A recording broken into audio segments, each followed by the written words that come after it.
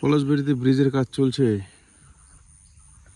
ব্রিজটা বন্ধ, আরেকদিকে রিং বসিয়ে জল ছাড়া হয়েছে। এদিকটা একবারে আমাদের কচুরিপানা দিয়ে ভরে গিয়েছে অলরেডি, জলের স্রোত নেই, জল যাচ্ছে।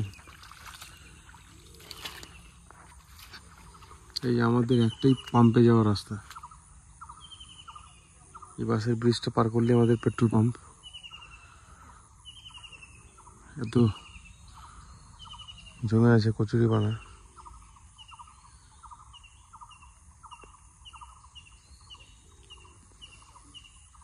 ব্রিজটা না ভেঙে যায়।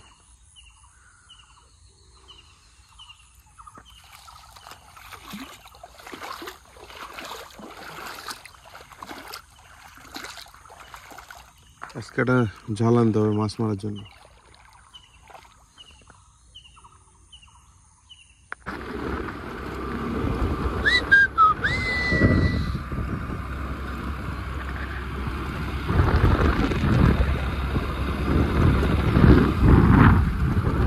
তো সকাল সকাল নদীতে যাওয়ার পর এখন চলে যাচ্ছি একটু বাজারে কাঁচা কলা নিয়ে।